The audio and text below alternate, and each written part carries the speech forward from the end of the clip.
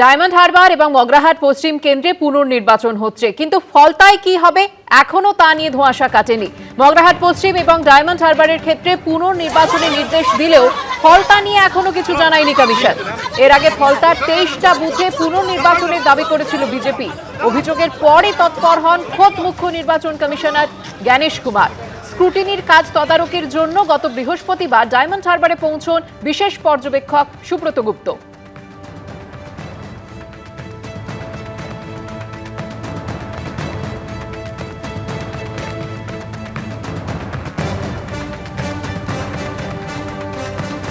সূত্রের দাবি, বিশেষ পর্যবেক্ষক সুব্রত গুপ্তর রিপোর্ট হয়ে বলা হয়েছে যে ভোটের দিন সকালে ফলতার একাধিক বুথের ক্যামেরাই বন্ধ করে দেওয়া হয়েছিল।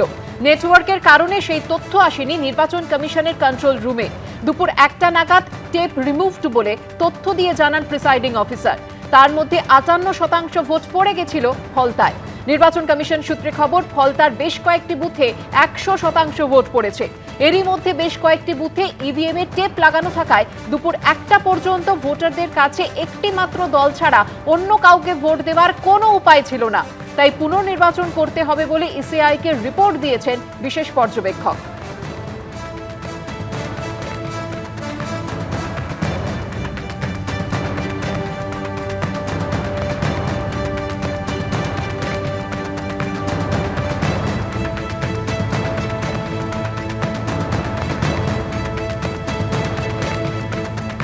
এর আগে ফলতা 23টা বুথে পুনর্নির্বাচনের দাবি জানিয়েছিল বিজেপি এবং ভোটের দিন ইভিএম এ টেপ লাগিয়ে রাখার ভিডিও সোশ্যাল মিডিয়ায় পোস্ট করেন বিজেপির আইটি সেলের প্রধান অমিত মালব্য।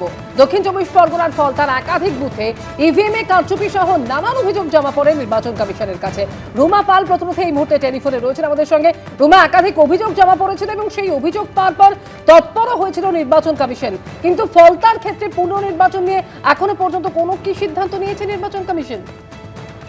দেখো, জানিয়ে রাখছি যে ফলতা নিয়ে কিন্তু রিপোর্ট নির্বাচন কমিশনে গেছে এবং কালকে যখন ডায়মন্ড হারবার এবং মগরাহাট পশ্চিমে যখন রিপোর্টের ঘোষণা হয় তখনও কিন্তু কমিশন জানিয়েছিল যে এই সিদ্ধান্তটা এখনো নেওয়া হবে, অর্থাৎ পুনর্নির্বাচন হবে, এমনটাই কিন্তু ইঙ্গিত মিলেছে।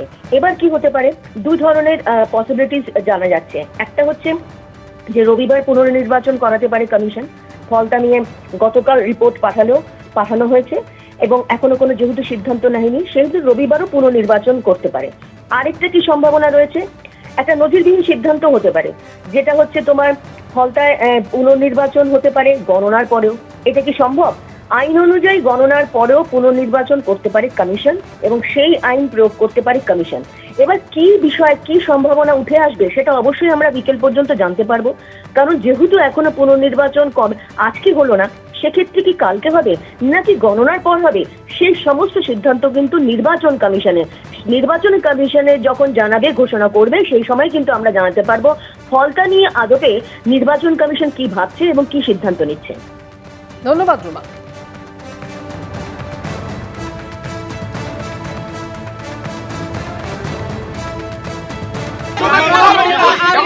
ফলতায় পুরো রিপোল হবে। অনিয়ম হয়েছে বলে দুদিন ধরে স্কুটিনি করে সিদ্ধান্ত নিয়েছে।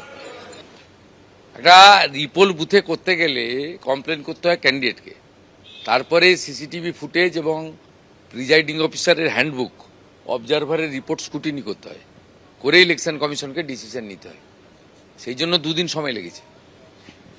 আমরা মনে করি যেটা করেছেন ঠিক করেছেন। বিজেপিরাই ঝামেলা পাকাচ্ছে, বিজেপিরা ঝামেলা পাকিয়েই টিএমসির ঘাড়ে দোষারোপ করছে। আমাদের টিএমসি ছেলেরা কোনো ঝামেলায় কর্ণপাত করছে না বা পা দিচ্ছে না। তারা শান্তিভাবে কাউন্টিংটা কিভাবে করবে সেই। এবিপি আনন্দ, এগিয়ে থাকে, এগিয়ে রাখে।